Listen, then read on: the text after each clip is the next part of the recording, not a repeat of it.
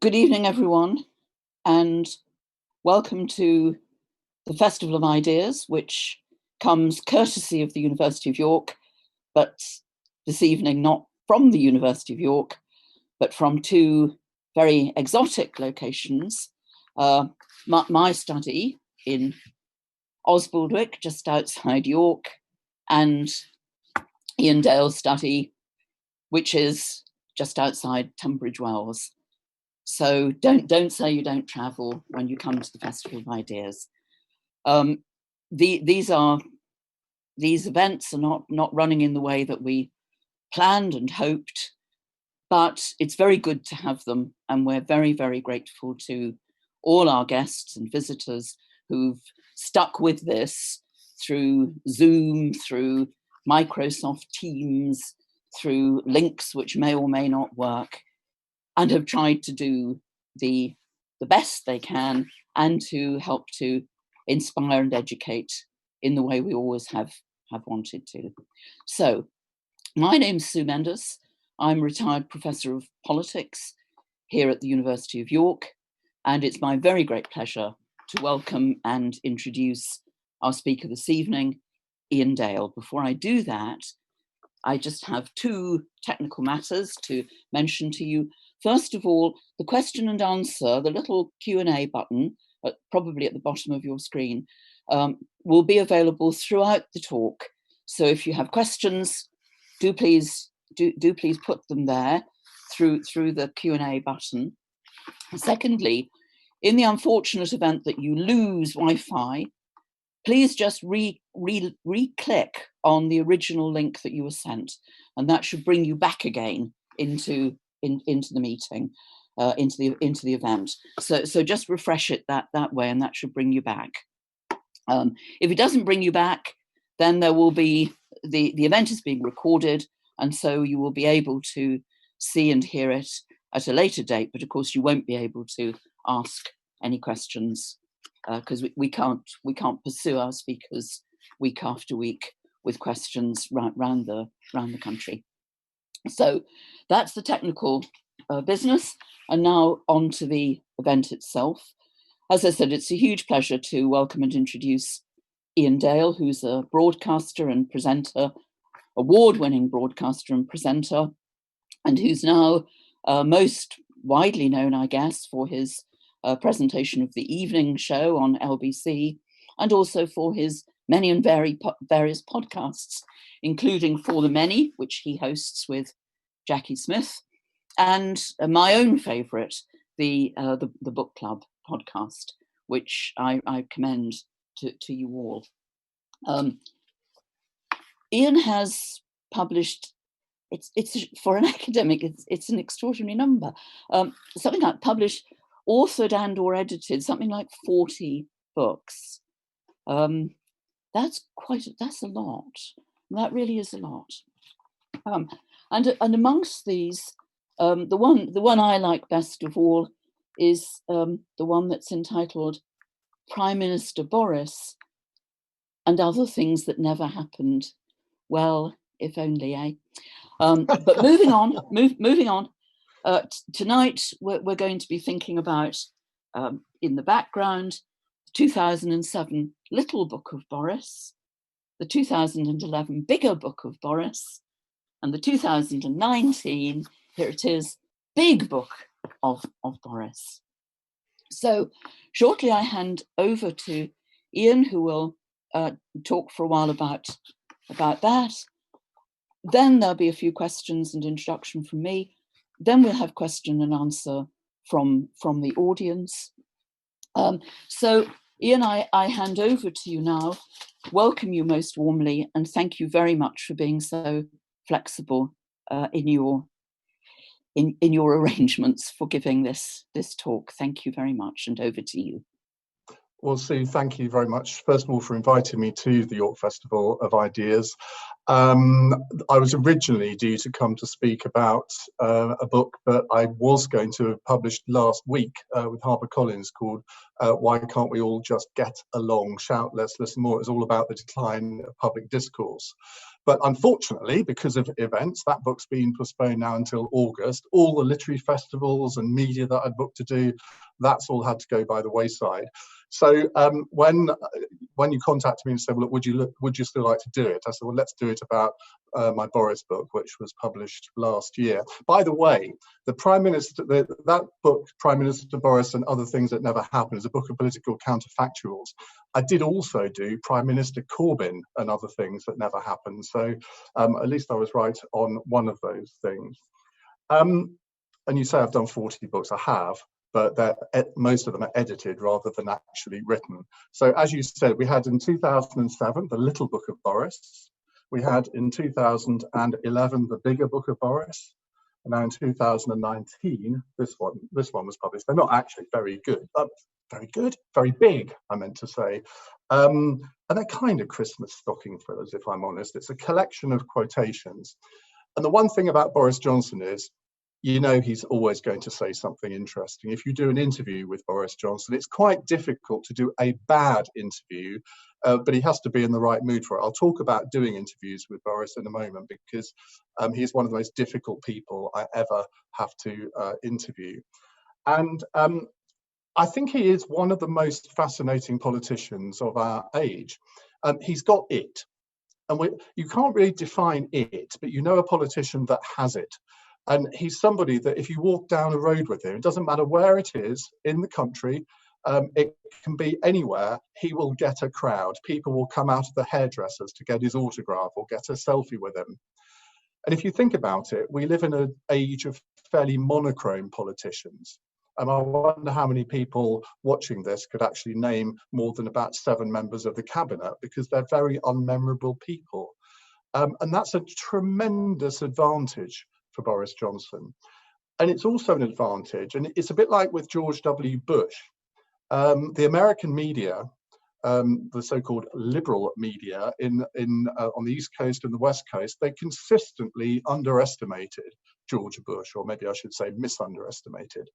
And the same thing happens here, where the Westminster media don't think that Boris Johnson has any appeal outside the M25 whatsoever. And they're generally journalists who've never actually been on a trip with him outside the M25. Even if people don't particularly want to vote for him, even if people aren't conservatives, they are fascinated by him. And he plays on that. And he plays the fool. And when he first really came to public prominence, I mean, he'd been a journalist for about 10 years, and then he got invited to present Have I Got News for You? This was about, I think, 1999, 2000.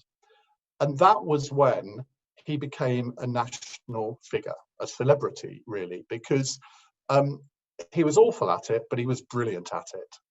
And it was a program that everybody remembered. I can't exactly remember what he said on it. There are a couple of quotes in the book from that. But he became this sort of lovable buffoon. But it is an act. He isn't a buffoon. He's actually very, very clever. But he's got this self-deprecating humor that makes you think, and this hairstyle, which is, again, entirely confected. And Jeremy Vine tells a story about this, where he was speaking at an awards dinner, and Boris Johnson was going to be presenting an award and making a speech.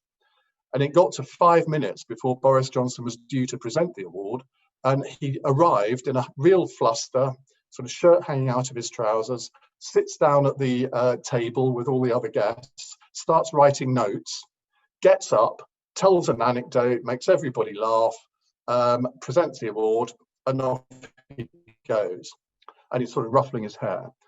And then about a year later, Jeremy Vine was at another award ceremony. And in comes Boris, 5 minutes before he was due to speak, ruffles his hair, tucks his shirt into his pants, jots down a few notes, up he goes, and off he goes. And of course, if you think about it, I mean, if that was spontaneous, that would be quite impressive. But if he does that all the time, that is kind of less impressive, isn't it? And Jackie Smith, as Sue said, my partner on the For the Many podcast, she says she's been in television studios with him, where he comes in looking perfectly presentable, and just before he goes on the stage or on the to do the interview, he sort of ruffles his hair. I wish I could do that, but I'm a bit follically challenged. He ruffles his hair and off he goes. Now, people love it.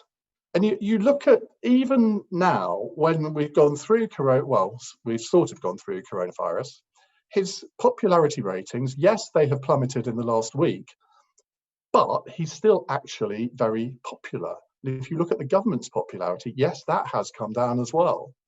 But still 46% of people approve of what the government have done. Now, I suggest to you that if that was any other prime minister, it would be a lot lower than that. I first met Boris when he was editor of The Spectator, and this was about the same time as he was on Have I Got News for You? And he came up to support me when I was standing for Parliament in the 2005 election. This would have been sometime in 2004.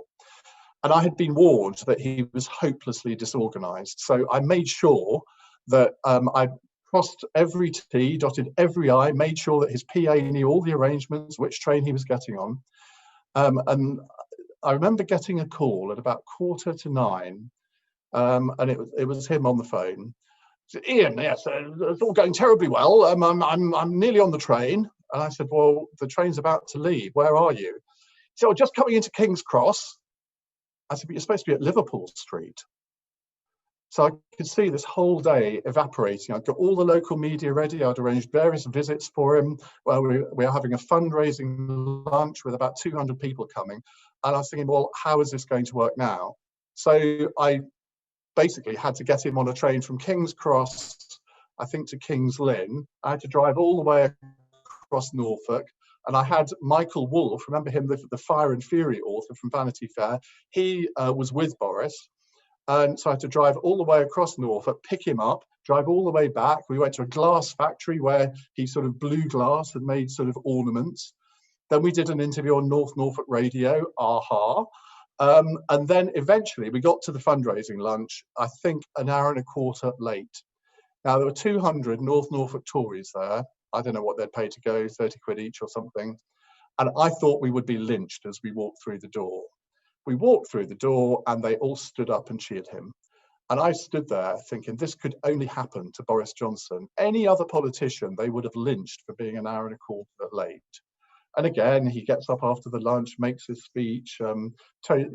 He did have some notes, but he scribbled them as we were having lunch. And off he went. And I just went home to have a cold shower because I was totally exhausted. So that was my first encounter with him. And my second encounter, and this was a sort of portent of things to come. I was working for an internet TV station called 18 Doughty Street, and it was a political internet TV station, but this was in 2007, and we were kind of about 10 years ahead of our time because very few people watched any videos on their computers at that point. YouTube was even in its infancy then. Anyway, he came in to do a half an hour interview, and it was the day that he announced he was going to run for Mayor of London. And I thought, okay, well, let's start off with a softball question, just get him warmed up. So I said, Boris, on day one of a Boris Johnson mayoralty, what will be the first thing that you will do? And he answered, well, I think yes, well, good question. I think what would I, yes, I'm not, yes, good question, Iain. And I thought to myself, should we start again? Because it was pre-recorded. And then I thought, sod it. If he doesn't know what he would do on the first day of his mayoralty, he actually shouldn't be running for Mayor of London. Now, the whole rest of the interview was fine. We got into different policies and that was okay. But I did think to myself, if he wins, excuse me, if he beats Ken Livingstone, we are going to be in for an interesting ride over the next 4 years in London. Now, as it turned out, in his 8 years as mayor, he wasn't a bad mayor. You can't point to many things that he did that you can remember apart from the Boris spikes, but they were a little bit of a legacy from Ken Livingstone. The London Olympics, we will all remember those, but he wasn't bad. What was interesting, and this was a portent for his prime ministership or premiership, he appointed really good people to the senior posts around him. He recognised the areas that he was deficient in, and he appointed good people to compensate for that. And in a way, he's kind of done that in number 10 Downing Street as well. So, as I say, I don't think he was a bad mayor, but all the time you just knew what the real end game was. The real end game was to be prime minister, which he would always deny. He would always come up with, he'd say, well, if the ball falls free from the scrum, I pick it up and do my best. And I guess in a sense that's what he ended up doing. The third memorable encounter, well, let's talk about when I've interviewed him, because I started on LBC, which originally then was a London-only station. So we would talk to Boris quite a lot. We went national in 2014, and since he's been back in Parliament, the interviews have been more scarce. But he is an incredibly difficult person to interview. But if he's sat opposite you in the studio, he never looks you in the eye. And that's very disconcerting for an interviewer, because you kind of want to, you signal to whoever you're interviewing when you want to ask another question, but you can't really do that with Boris if he's not looking at you. He'll literally look over there while you're talking to him. And if it's a phone interview, he's almost impossible to interrupt. And virtually every time I've interviewed him, I've had to say, Boris, the idea of an interview is that I ask you a question, you answer it, I then come up with a comeback question. It's not a monologue. And he can cheerfully chat for 3 or 4 minutes without breaking breath. And it's very difficult on a phone to really interrupt him.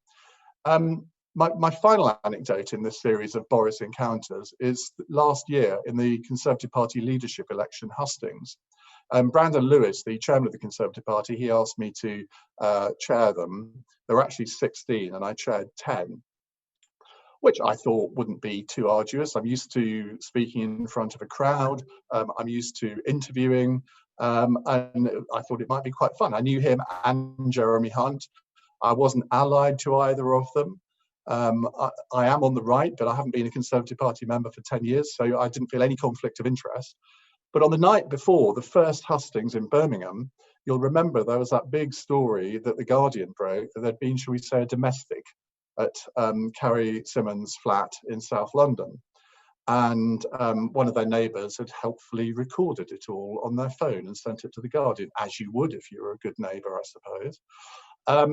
So that story broke on the Friday night. I was travelling up to Birmingham with Brandon Lewis the next day, and I did say to him, I said, you do realise I'm going to have to ask him about this, don't you? And he said, you ask what you like, that's your prerogative. So there were about 2,000 people at the ICC in Birmingham. I saw Boris before the event and Jeremy Hunt, and he said to me, you're not going to ask about this newspaper stuff, are you? I said, yes, because I have to. I mean, what kind of interviewer would I have been? I would have been a joke if I hadn't asked him about it. So I assumed, therefore, that in his opening speech, he would then mention it. So it would put me in a difficult position, so I couldn't really concentrate on it. I did say to him, look, I'm not going to labour the point, but I do have to ask you about it. And I hadn't realised at the time this was all going to be broadcast on Sky and the BBC. So he makes his opening 5-minute speech, a typical sort of Boris rabble-rousing, blustery speech. The audience loved it, or at least the Boris supporters in the audience loved it.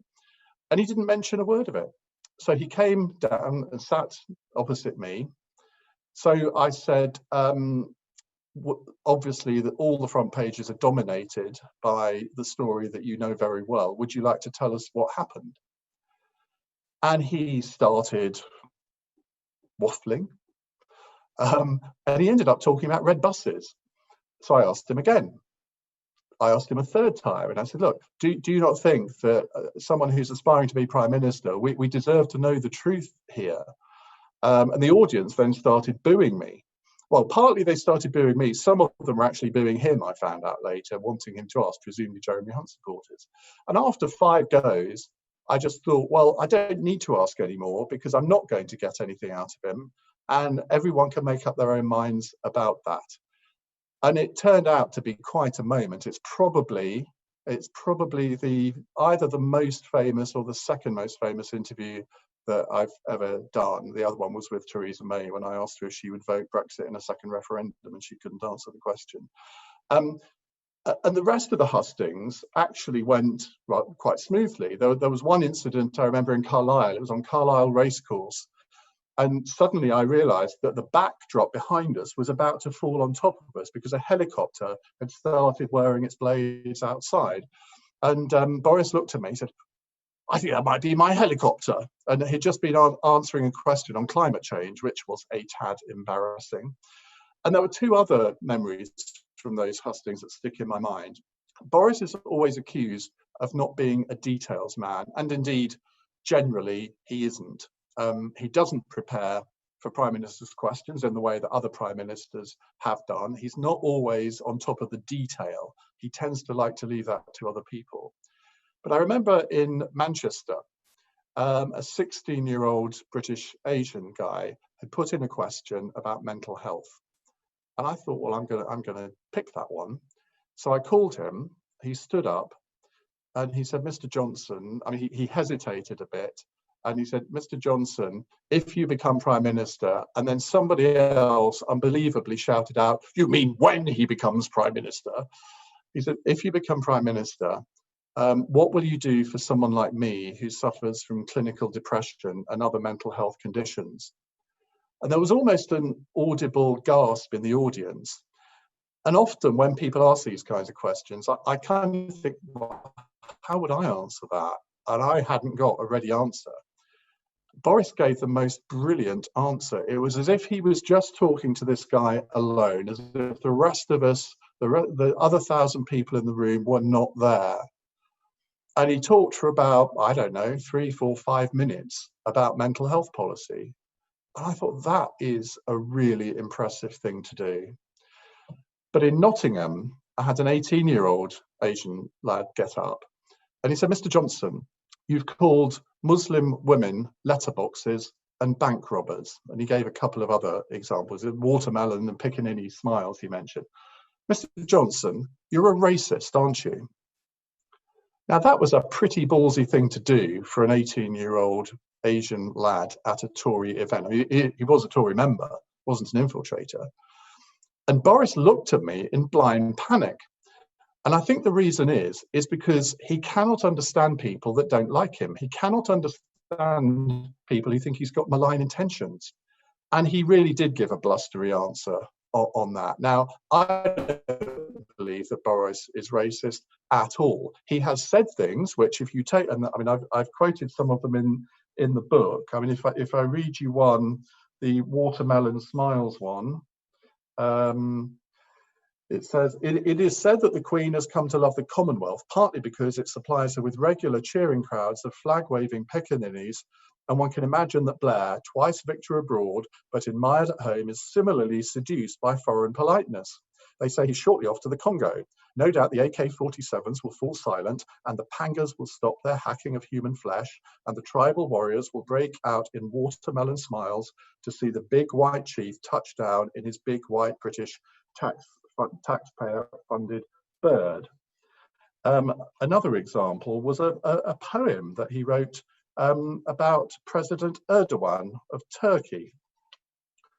Bearing in mind that this, I think it was either this was just before he became Foreign Secretary. So he didn't know he was going to be Foreign Secretary. There was a young fellow from Ankara who was a terrific wankerer till he sowed his wild oats with the help of a goat, but he didn't even stop to thank her. Well, as you can imagine, the Turks were none too pleased by that one. And my final example for the prosecution as to whether he has any kind of xenophobic or racist thoughts is this one. This is August 2018. This is after he had resigned as Foreign Secretary, I think. Yes, it was. I would go further and say that it is absolutely ridiculous that people should choose to go around looking like letterboxes. If a female student turned up at a school or at university lectures looking like a bank robber, then ditto. Those in authority should be allowed to converse openly with those that they're being asked to instruct. Now, if you read that on its own, it's a slam dunk case for the prosecution, isn't it? But if you actually read the whole article, what he was arguing was that women should have the freedom to choose how they wear. And he was criticizing other countries in Europe that had actually introduced a ban on the burqa. But of course, if you take those things on their own, and that's what the Labour Party did very unsuccessfully, it has to be said, in the last election, trying to accuse him of being racist, then frankly, it doesn't look particularly good. He's made various remarks back in the end of the 90s about gay people, tank top wearing bum boys, I think was the expression that he used. But again, he was, I think I'm right in saying, the first Conservative politician to suggest that gay people should be allowed to marry. He also, as Mayor of London, and I sound as if I'm like defending him now, but I mean, I'm just trying to present some facts so you can make your own judgments. And as Mayor of London, he suggested there should be an amnesty for illegal immigrants. And I asked him about this at the hustings, and he said he absolutely stood by that policy and he would want to look at doing it if he was Prime Minister. Now, he hasn't done yet, but you look at what they're suggesting about Hong Kong. He is not somebody who is a pull up the drawbridge and stop immigration politician. He's got one of those as Home Secretary, I think, but anyway. So I think that there are all sorts of nuances here. The Labour Party in the last election tried to present him as a right-wing neocon extremist. And he just is really none of those things. He's actually a very centrist Conservative with some very liberal views. But because of Brexit, and I haven't really talked about that, maybe we can talk about that in questions, but because of Brexit, he's been easy for people to pigeonhole as being somehow a xenophobic little Englander. Well, you look at his family background. He was born in America. His grandfather was Turkish. And most of his writings, you couldn't really make that accusation. So I said when he became Prime Minister, I thought he would either be a brilliant Prime Minister or the worst Prime Minister we've ever had. I'm going to conclude in a moment, so do get your questions ready. I think you would have to say at the moment, the jury would probably give the verdict towards the latter, of not being particularly brilliant. But remember, we've got 4 years to go. If he manages to get us out of the economic mess that we will be in after the coronavirus crisis, well, who knows? But the fact of the matter is, his government will be held to account for what they've done during the coronavirus crisis. And again, the case for the defence would be, well, the NHS has not been overrun. That was our main objective. We've achieved that. We have the furlough programme, the CBILS scheme, the bounce back scheme. We have done everything we could to keep the economy as safe as it could be in these circumstances. Now, how much of that will cut through in 4 years' time? Will the name Dominic Cummings actually even be remembered in 4 years' time when there's an election? You hear a lot of people now saying, I won't vote Conservative again because Dominic Cummings, because of what he did. I've heard that before. I'm 7 years old. I remember in 1986, when the Thatcher government wanted to liberalise Sunday trading laws, the number of letters that my MP got in his office in Parliament saying, I shall never, ever vote Conservative again because of this. A year later, Margaret Thatcher won a landslide. Similarly with the Iraq War in 2003, Labour voters said, I'm never going to vote Labour again. They voted Tony Blair back into power with a massive majority. So it's too early to judge Boris Johnson as to whether he will be seen as a good or a bad Prime Minister.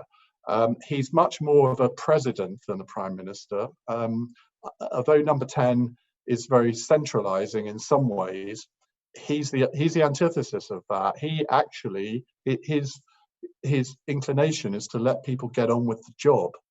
His advisors look at it in a very different way. So, for example, like they boycott the Today programme, they boycott Good Morning Britain, Newsnight, and Boris Johnson doesn't do many set-piece interviews nowadays. He's broken precedent, and Dominic Cummings thinks that's a great thing because he's taking back power from the mainstream media.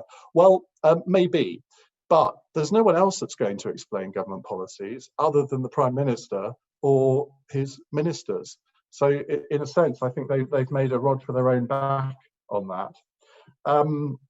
I think I'm going to stop there and bring Sue back into the conversation. I'm sure she's got a few questions, and hopefully I see you have got a lot of questions already, but do keep them coming over the course of the next half an hour. And if you want to ask questions on anything else other than Boris, feel free. Sue. Thank you very much. I'm hoping that I'm back. You are. And thank you. And thank you very much for that.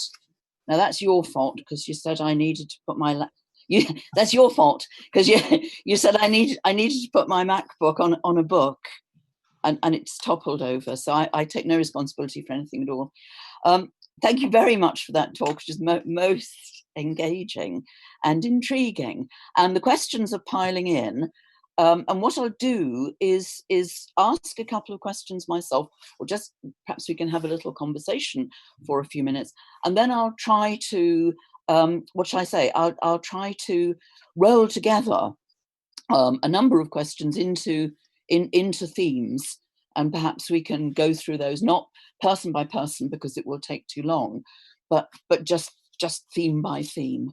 And I suppose a question that's the question I was going to ask you, to be honest, was the question about whether you think he will be the best or the worst Prime Minister. And you've sort of answered that. Sorry to scupper you. Pardon? Sorry to scupper you. No, that's all right. I mean, you say it's too soon to say. There are a number of people out there with questions who think it's not too soon to say. And one question that's coming up over and over in different forms, and it's a question I would like to ask myself, is a question about his honesty or trustworthiness. And I think looking at the questions that are coming here, that there seems to be very, very considerable doubt about Boris Johnson as a man who can be trusted. And some of the quotations that you give in the book, I think particularly of a quotation from Max Hastings, who's hardly someone, the rabid left, who says the Tories have elevated a cavorting charlatan to the steps of Downing Street, and they should expect to pay a full forfeit when voters get the message. If the price of Johnson proves to be Corbyn, well, that's history. Blame will rest with the Conservative Party, which is about to foist, it's an extraordinary expression, it's about to foist a tasteless joke upon the British people who will not find it funny for long. And over and over again, the word charlatan is used to refer to Boris Johnson, and a number of questions coming through now about his honesty. So I wonder if I could ask you to just say something about that.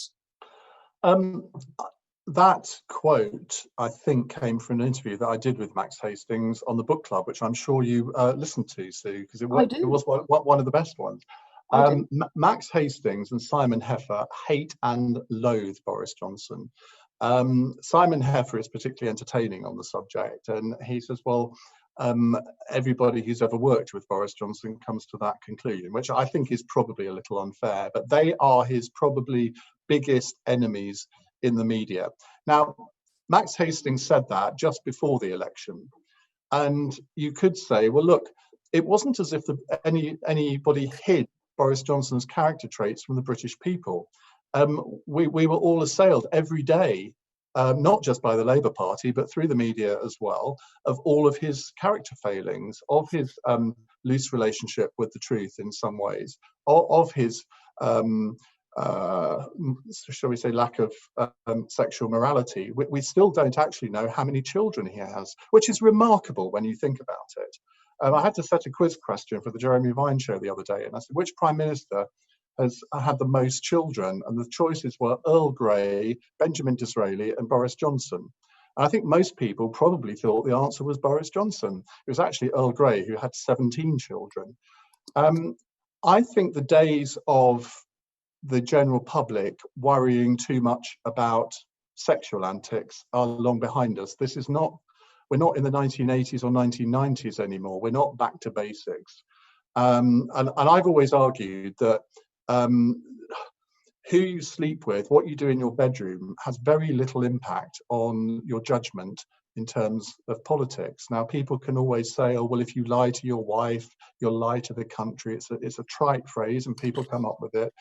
But the electorate made their judgment. They knew all of this. It wasn't like France, where you wouldn't know any of this. I mean, this is Britain, where the tabloids, and even Conservative supporting tabloids, revel in any indiscretion that Boris does. So the electorate made their judgment. Now, in a sense, Max Hastings, if it all does go wrong, and it could well do, it's the electorate that are to blame, as well as the person who gets it all wrong. And I do think it's still too early to tell. Margaret Thatcher, when she was first came into office, if you'd said in the early days of 1981 how she was doing as Prime Minister, people said, well, of course she's going to lose the next election. She went on to win 2 amazing landslides, and by, even if you aren't a Conservative, you would have to put her in the top rankings of prime ministers of the 20th century. So I think it's really dangerous to write somebody off after less than a year in office. Mm-hmm. But let me just press you a bit on that, because the questions that are coming in are about honesty and trustworthiness, and so they aren't questions about sexual morality. They're questions about the reliability of the information that's been given out, for instance, about the facts of the matter surrounding COVID-19. Or I give you a few examples, if you like, of my own. But these are not questions about how many children he has, or who he slept with, or why. These are questions about the £350 million a week on the Brexit bus. They're questions about the number of hospitals that will be built, that were supposed to be built. They're questions about the claims about the care that was taken over vulnerable people in care homes. That these are, I rather agree with you. I think the days of worrying about people's sexual exploits are, or at least should be, gone. I couldn't care less about that myself, and I don't think the people asking the questions can care either. They're asking about the ways in which, and the extent to which, this is a man who has misled the people. Well, okay. Well, let's look, and bear in mind that anyone who knows me will tell you that I am not Boris Johnson's biggest fan. No. I feel I'm coming across probably as a bit of a defender in this, but given those questions, and given that I am somebody who I didn't vote Leave because of the 350 million slogan. That was a campaign slogan. All campaigns have these slogans, and I mean, I'm not going to refight the referendum here, but it was a perfectly defensible figure to come up with, and he obviously stood by it. And if you think about it, when Theresa May actually announced a figure that there would be £394 million a week more for the NHS. So, I mean, I think that's one of the weaker ones, because all politicians, regardless of party, will use statistics to their own advantage. It's always been the case, and nothing's going to change on that now. The hospitals one, you're absolutely right. And I did take successive Conservative ministers to task for this during the election campaign, because it wasn't 40 new hospitals. It was 40 hospitals that might have new bits added to them. I think there were 6 new ones. And yet they would repeat this in virtually every interview they did, and I got really angry a couple of times on that. I mean, on the care homes issue, I mean, one can argue that they didn't have their eye on the ball enough during February and early March. I think that there's a lot of truth in that. But I do think that any government that was faced with this would have made mistakes. Now, their mistake, and Boris is as culpable of this as any of the other ministers, is to keep trotting out this rather trite phrase, we made the right decisions at the right time. Now, that's your aspiration. I mean, that's what anybody would want to do. Yeah. But no one can tell me that since the beginning of March, they've made all the right decisions at the right time. It's a bit like that Andre Previn sketch in Morecambe and Wise. We've made all the right decisions, just possibly not at the wrong time, not at the right time. And I mean, this is probably not the place to go through each of them, but I think they did go into lockdown a week or 10 days too late, not through any malign intent. I mean, I remember reading some articles at the time from apparently serious commentators saying that, oh, the herd immunity thing and all the rest of it means that Boris Johnson wants to kill off old people. Well, think about that for a moment, because who voted him into power? I mean, it was the older generation that largely voted him into power. So it would have been a bit weird to want to kill off old people. I think people have attributed a lot of intentions to government ministers, which I genuinely don't think were there. Now, there were all sorts of decisions that I've disagreed with since then, but they achieved their ultimate aim in not having the NHS overrun. These Nightingale hospitals weren't really used. I think the London one was a little bit, but that was about all. Now, I think that's a great sign of success, not failure. I don't think they were a waste of money. But you've got all the PPE, you've got the concentration on hospitals rather than care homes, and all of this will come out in an inquiry, you would hope. Thank you. I'm going to move on because predictably, there are a number of questions about Dominic Cummings, and in particular about, I take it from two directions. I try to weave together two strands. And one is just the straightforward question, which comes from one of our participants here. Why do you think he hasn't sacked Dominic Cummings? And I suppose the broader question is, and this is a question also from another participant, you said, well, as Mayor of London, he surrounded himself with very able people. It's hard to believe that he's surrounded himself in cabinet with very able people now. So what I suppose the broad question is, what's the dynamic between him and the cabinet on the one hand, and him and Dominic Cummings on the other? Well, excuse me. Let's take Dominic Cummings first. I've been aware of Dominic Cummings since about 2003, but I've never actually met him. I tried to persuade him to publish his memoir of doing that. Really only be my only contact with him. He has come to rely on Dominic Cummings in the way that each Prime Minister has one person that they rely on. If you think about Gordon Brown, for example, he relied heavily on Ed Balls. Alastair Campbell, I mean, Tony Blair was never the same after Alastair Campbell left Downing Street. Margaret Thatcher had Charles Powell and Bernard Ingham in a similar position. You can go back in history, and every Prime Minister has got their sort of Svengali figure. And it's right that a politician should have people they can trust implicitly. And Dominic Cummings, whatever his failings might be, and he does have many of them, he is a brilliant strategist, apart from when he's dealing with himself, because the strategy of defence over the Barnard Castle trip, I mean, was ridiculous. But often you should know, I mean, I had an incident in my life once where I thought, you know, I'm not the best judge here. I need to get some outside advice on how to handle this. And I completely understand why Boris Johnson stood by him. Now, as it turns out, the original stories that were published in the Mirror and the Guardian were not quite what they seemed, were they? And yet nobody's really talking about that. There was no second trip to Durham.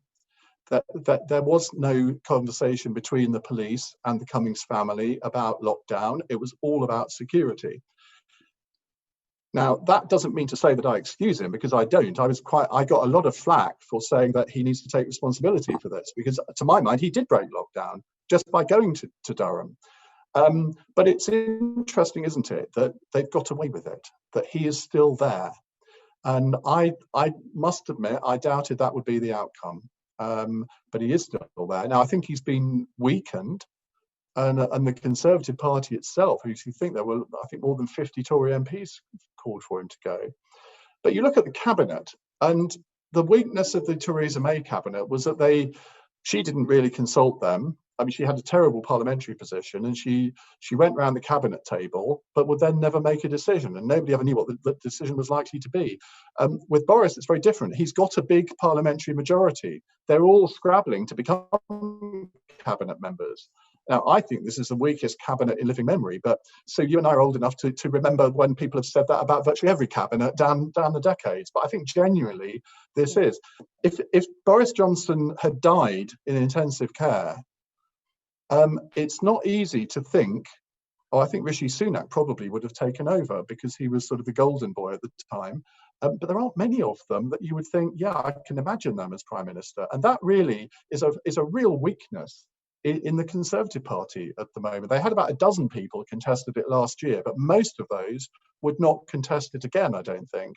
And I think if he did go, they would be in dire straits. And to my mind, cabinet government has reasserted itself to an extent, but it's by no means. I mean, they all take their orders from Downing Street on when they're allowed to go on the media and who they're allowed to go on the media with. They need to say, well, actually, you know, I'm the Secretary of State for X. I'm going to tell my story, because if I don't, nobody will. But that doesn't really respond fully to the question, why is Dominic Cummings still there? I mean, any number of people said they would sack him, and it's really not a point about whether he went again to Barnard Castle or whether he made a second break of the lockdown. It's a question about the relationship between him and the Prime Minister. And normally the advisor is the person who shields the Prime Minister, but in this case it seems to be that the Prime Minister is shielding the advisor, and that seems pretty unwholesome. Well, with respect, Madam Paxman, I think I did answer the question. Okay. I said, look, 12 times, or is it? Well, you can try. He's almost Boris's right hand, and if Dominic Cummings went, it would feel to Boris as if he had literally had his right hand chopped off. And I don't. If you've never been in that position where you really rely on one person that much, I don't think you can probably understand the psychology of it. Now, I think that's quite a weak thing in some ways.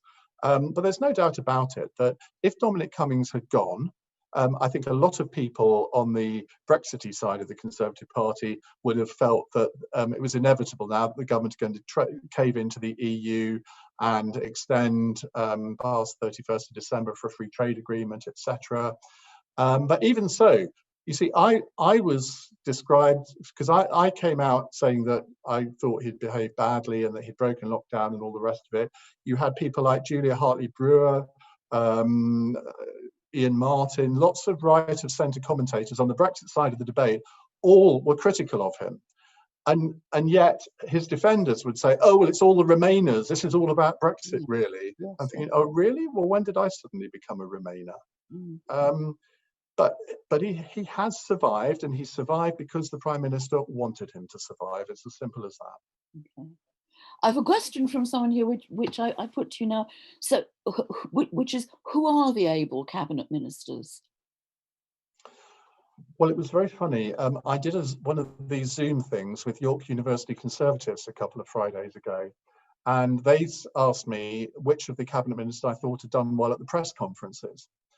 And I said, well, may surprise you, but I think Grant Shapps has actually done quite well at these.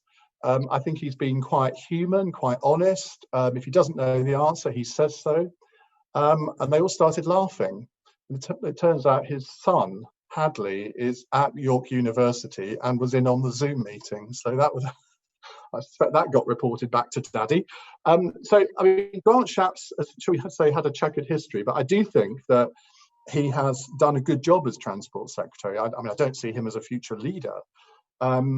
Sorry, Hadley, if you're involved in this. I mean, Rishi Sunak has come in to be Chancellor with virtually no experience at a very young age. I think he has exuded competence. I think people like him. He's got a likability factor, which you need. I think Brandon Lewis is very good, so the Northern Ireland Secretary. He is one that they trust to go and do all the media rounds. I always have to have a list of them in front of me. Well, now, give me a few. Yeah, I give you a clue. The person who asked the question says the question is, who are the able cabinet ministers? And then there's a further question, Gove. Well, Michael Gove is a very clever guy. And it's very interesting, the relationship between him and Boris Johnson, given that had Michael Gove not stabbed him in the front or the back or wherever in 2016, Boris would have become Prime Minister in 2016. And you could make an argument to say that that would have been a very good thing. It would be much better if he had owned the whole Brexit project right from the beginning. I mean, I've always had a lot of time for Michael Gove because I think he's one of those people who thinks he's an original thinker, and there aren't many of those in politics. He is able to articulate a policy, even if it's very complicated. But his trouble is nobody trusts him because of largely because of what he did in 2016. He's actually been a relatively minor figure over the last few weeks. He's in the Cabinet Office, which is supposed to be coordinating everything to do with coronavirus. But if you notice, he hasn't done many of the press conferences lately. And I do wonder why that is, because he's actually quite competent at doing them. Whereas you've had a succession of cabinet ministers doing them, where you lose the will to live. I mean, I've actually fallen asleep 3 times during these press conferences because they are so boring. I mean, Alok Sharma, I mean, I'm glad he hasn't got coronavirus, but I mean, he's just has got the voice that sends you to sleep. Though having said that, some people think I have as well, so maybe I shouldn't say that. But the theme that's coming through again here, though, and you mentioned it yourself and put it back to you, is the theme of trust. That questions that are coming through, questions about trust and the trustworthiness of the Prime Minister, but also you said yourself, well, the problem with Gove is nobody trusts him, and they don't trust him for reasons that we know fine well. He stabs people in the front and the back rather indiscriminately, and I suppose it takes me back to my days when I had a day job. I taught a lot of Machiavelli, and Machiavelli tells us that it's very important for politicians to be able and willing to lie, but they shouldn't lose the trust of the people in lying. It's a serious error as a politician to be found out. Well, if you think back to 1986, when we had the Westland Crisis, which was a comparatively minor issue, really. I mean, I won't go into all the detail of it, but essentially the government had to choose between buying helicopters from a European consortium or an American company, and it led to Michael Heseltine resigning from the cabinet. And up until that point, Margaret Thatcher, whether you loved her or hated her, you kind of did trust her. You kind of thought, well, I may not agree with her policies, but she's doing her best for the country. That's what you want from a prime minister. But people felt that she hadn't acted truthfully or honestly during that. And that was the first time that the cracks were showing in the Iron Lady. Tony Blair, I mean, if you look back at how his government were trusted after the Iraq War, I mean, we do forget, of course, that while the Iraq War was going on, he was completely supported. The British people were fully behind him. We have false memory syndrome over this. And it was only a year or two afterwards that people started to pretend that they'd not supported it. A lot of Labour MPs fall into that category. But he did lose a lot of trust over that because of the 45-minute warning thing. And I remember going on a show on LBC with Sandy Toksvig in about 2003. And I remember saying, if this 45-minute thing is proved to be wrong, or if there are no weapons of mass destruction, this will affect trust in politics for decades to come. Because whenever a future prime minister wants to go to war, people will always say, oh yeah, we can't believe you because we were told that in 2003. And how right was that when David Cameron couldn't take action with Obama in 2013 over Syria because Parliament refused to back it, mainly because the opinion polls showed that the British people didn't back it. Now you can't conduct your defence policy in that way, I don't think. We're running out of time, but I've got a last question, which from one of the participants, which is irresistible. It's a question that we've all heard before, but let's hear it again. Would you buy a used car from Boris Johnson? Well, he used to be the motoring correspondent of GQ, so he does have a bit of an idea about cars. There's actually a few quotes in the book about that. Would I buy a used car from Boris Johnson? Well, being a radio presenter and being paid the exorbitant salary that I am, obviously I only ever buy a new car. That's a politician's answer to get out of answering the question, you see. Well, I think I think we've got 2 minutes. So in those I'll use those 2 minutes to say thank you very, very much indeed for entertaining and enlightening us this evening. It's been a real pleasure to be part of this event, and we're very grateful to you for going the extra mile. Well, not going the extra mile, not going anywhere actually, in order to do this. This has been a very environmentally friendly thing to do because I haven't driven sort of. I don't know how many miles it is from here to York, but it must be 250 or so. Can I just say one thing though, Sue? Of course. I used to own a bookshop and I used to be a publisher. And bookshops and publishers are in dire straits at the moment. They are. And I mean, I keep thinking, if I still have my bookshop, would I be able to continue? And they are going to be opening from the 15th of June. And I hope that everybody watching this, even if you don't buy this wonderful book, I hope you'll go to your local independent bookshop and give them some of your custom rather than just ordering it from Amazon. And I think the card will come up to show you where you can get signed book plates. If you want me to sign a book plate to do that, is it Fox? Fox Lane. So thank you very much for that. Yes, it's I think everybody here will share the concern about independent bookshops, and the festival of ideas is linked to Fox Lane Books, and it will be it'll be possible to get things from them. I've got a message which says if you would like to purchase a copy of Iain's big book of Boris with a signed book plate, they'll be available from Fox Lane Books.